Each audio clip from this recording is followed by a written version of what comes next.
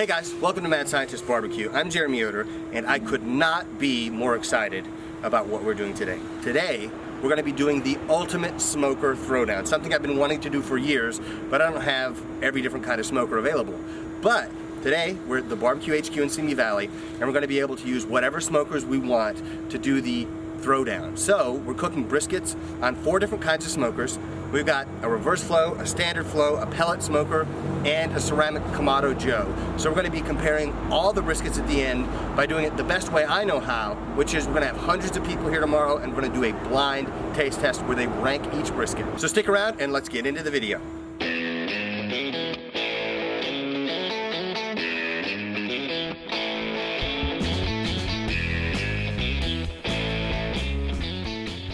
Now the first smoker we're going to talk about is my 500-gallon offset smoker. And you guys have seen this in a lot of videos that I've done in the past. The fire is on that end, the smokestack is on this end, smoke and heat travel across the grate and up this side. So let's take a look at what we got going on in here.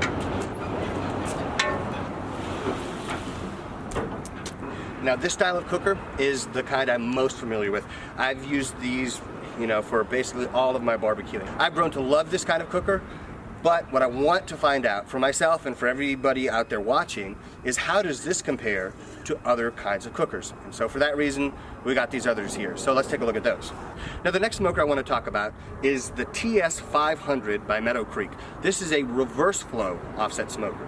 So whereas mine, the smoke only travels in one direction, what happens here is the firebox is on this end. That's where the fire, the heat, and the smoke come from, right? So it travels under a baffle, back across all the food across the grates, and then exits on the same side as the firebox. So the flow is different than on my smoker. So let's open this up and see what these briskets look like.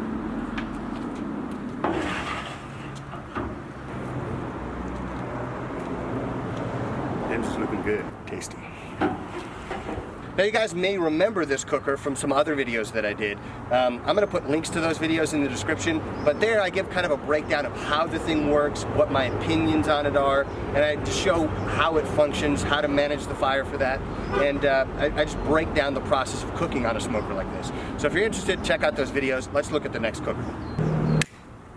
Alright, the third cooker we're going to look at is a Komodo Joe. This is the 3rd generation. So we've looked at standard flow, reverse flow, and now this ceramic cooker. So this works with charcoal and wood, whereas the other two burn only wood. So the only thing going in there is wood. It's the only heat source, and it's a primary flavoring component. With this, you're using charcoal as a heat source, and you're using wood to flavor the meat. And because it's ceramic, it retains heat really well, and it's just a different style of cooker than either of those two. So let's take a look at what these briskets look like.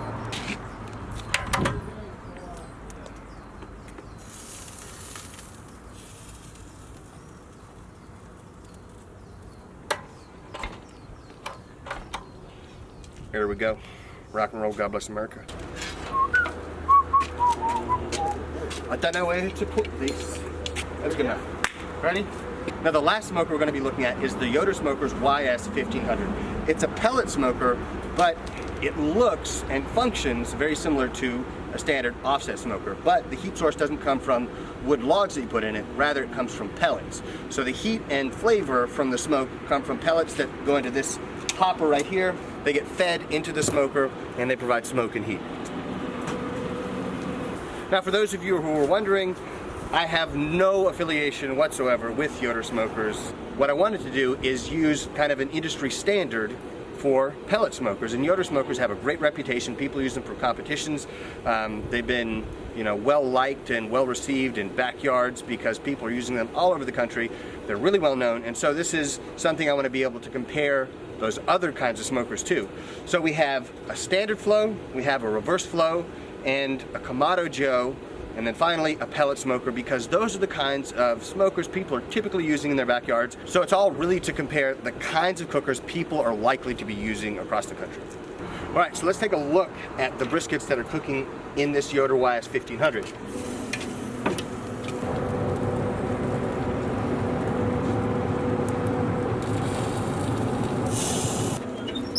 Okay.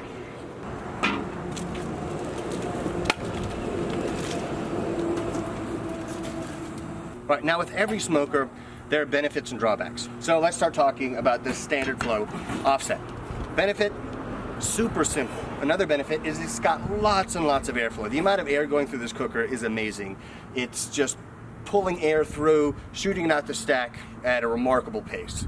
So presumably you should get lots of smoke flavor on the meat inside.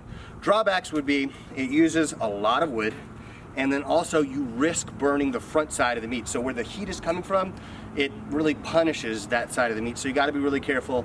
If you have something too close to the fire, it could easily burn. A lot of times if you are really using all the space, you've got to rotate the meat. All right, now with the reverse flow, you also have a big benefit in that you're burning wood, and so you're getting lots of real smoke flavor. Also, because of the reverse flow design, you have a lot less risk of burning anything. So those are big benefits. So you get good smoke flavor, you get a kind of a safety net so you don't burn things, but you don't get as much airflow as you would in the standard flow offset. So those are the good qualities. Some negatives about the reverse flow are sometimes it can be difficult for the smoker to draw enough air through, especially on a smoker this big. That problem is mitigated on smaller smokers. Another benefit is that by the nature of the design, you actually use less wood when cooking than on a standard flow because it heats the baffle underneath and then goes back across the meat and cooks it. So you're using less wood and you're just kind of more efficient using.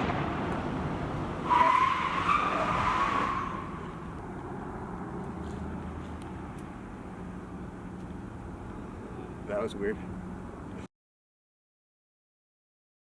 Another benefit of the reverse flow is that you use less wood than you would on a standard flow offset.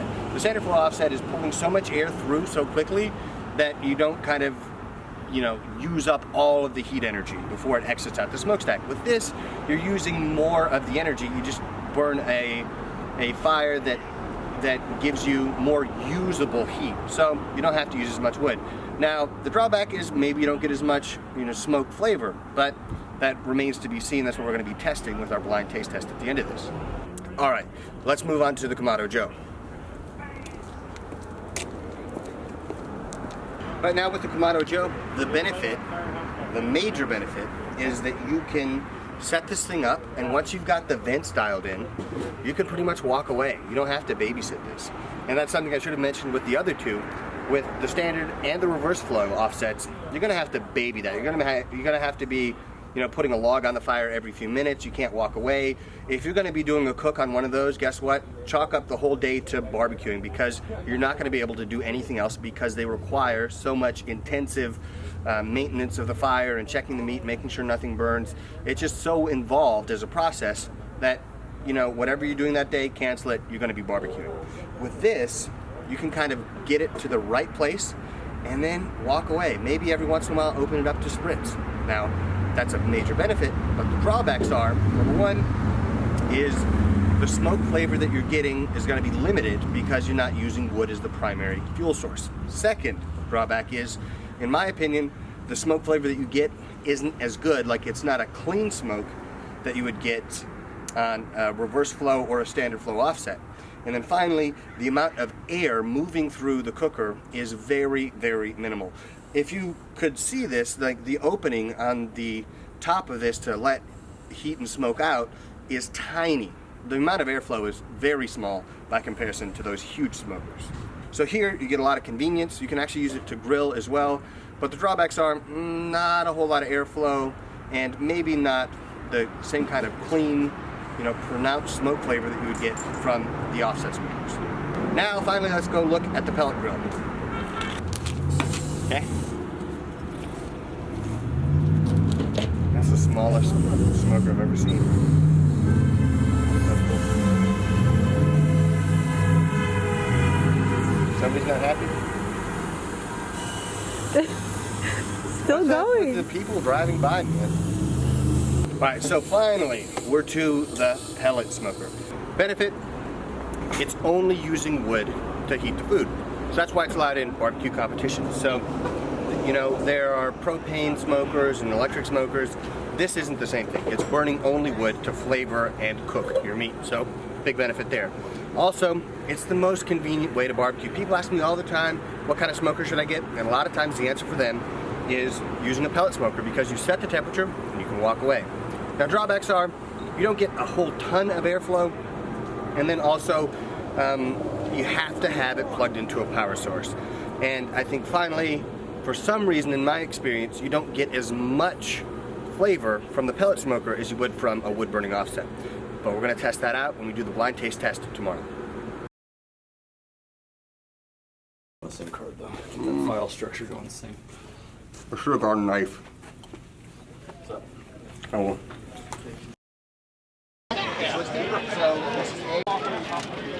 There you are. Thank you. There we go. Take your car out of the garage. Thank you for coming down. So do I get extra credit if I can pick yours out? Sure. If I look alone. Well, I cooked them all, but Oh, you cooked them all. yeah, but different smokers. Did you which one? A, B, C, D? It's on the back of the sheet. Oh, Yeah. Finally doing a blind tasting. So you've always known, but now you don't know. yeah. Take that. So exciting. So 4 different smokers? 4 different smokers. All right. All the same rub? Yep, same Okay, rub, same deal, same just temperature, same wood. Nice All test. of them, yeah. All right. So I'm really curious to know the results. I think I could pick them out, but of course I'm the only one who knows what they all are. So we'll see. We'll see what people think. I'm kind of curious. I guess I'm kind of putting it on the line to see if my smoker really is better than a pellet smoker or Komodo Joe, or a Meadow Creek for that matter. But did you show favoritism to your smoke? I didn't. For the honesty and integrity of the test, I did not. I wanted to just ruin the other ones. Thank you. Welcome.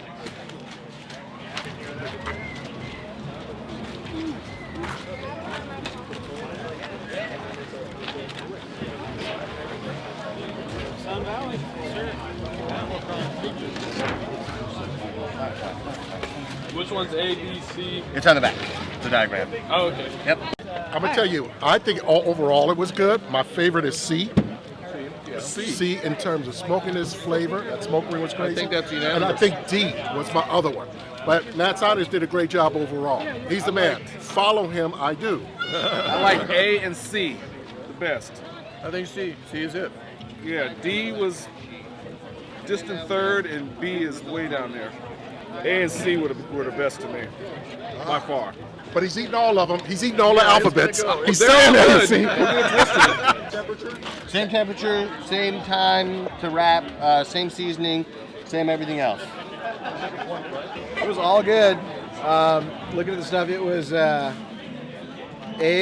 C was probably the driest. A was really good. The smoke on all of them was even and not too much, not too little. It was kind of a toss-up for second place between A and B. They're both good flavor, good moisture, good smoke. But D was, I think everybody agreed that D was somehow above and beyond. The flavor was way better on D than the other ones. Nothing was bad, but the flavor on D was substantially better. The moisture was perfect. The smoke was perfect. I'd come back for all of it, but D was really good.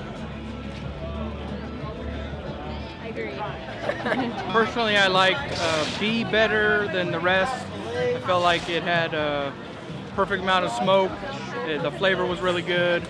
The appearance was really good, and the tenderness was good also. I felt like C was lacking the most out of all of them, whatever C was, but they were all cooked very good and they all tasted really good, but B stood out the most to me, and so yeah. A and B were extremely tender, a little bit on the dry side, but the C and D were absolutely awesome. This is why I'm here. I'm just learning how to do smoking, and having tasted that food, didn't really matter A, B, C, or D. They were all great. So thank you very much. These are all great. Everyone, but I gotta tell you, C for me was the best. Perfect bark on it, a little thicker, juicier, good flavor all around. Just trying to decide between children. All right, I have here the results from the ultimate smoker test, and you know, it was actually closer than I thought it would be. Now, if any of you guys out there are wondering, this is how the codes worked on the smoker. So nobody knew which sample was which. I was the only person who knew. So sample A was from the Komodo Joe, sample B was from the Yoder pellet smoker, which actually cooks super well, by the way. I mean, just easy to use, consistent. I really like it.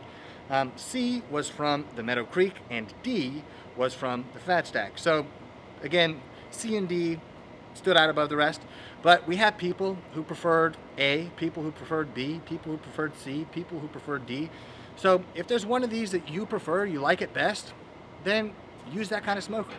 In my opinion, of course, I'm a sucker for offset smokers. I was relieved to find that they did so well. Basically, the worst of all the samples was still great. So if you have one of those kind of cookers, don't worry, you can still produce amazing barbecue. So with the Fat Stack, there were 55 people that gave it the highest score. And for the Meadow Creek 500, there were 48 people who gave it the highest score. And then there was a steep drop off.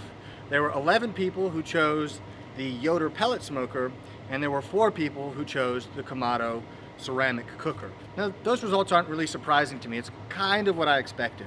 And one thing about it was everybody seemed to recognize, well, not everybody, there were, I guess, 15 people who didn't. But most everybody recognized that the flavor of smoke and just the quality of taste that you get from offset smokers is going to be superior to any other method. It's not that those are bad, they're just not as good. They're also a lot more time consuming, way more labor intensive, but that's the trade-off. So you put in a little bit more work to get better barbecue in the end. Now, the Meadow Creek did a great job. People thought that it was awesome. The tenderness was identical for basically every smoker because I cooked them all, so I made sure that they were the same level of tenderness. But where the results were really clear were in terms of flavor. So the flavor that I got on my Fat Stack was the highest rated, and then just in behind that was the Meadow Creek. So not surprising or shocking at all, but now we have some real world proof of what people already think. So I always kind of had the opinion that pellet smokers don't produce a lot of smoke flavor. Well, according to these results, most people don't think so either.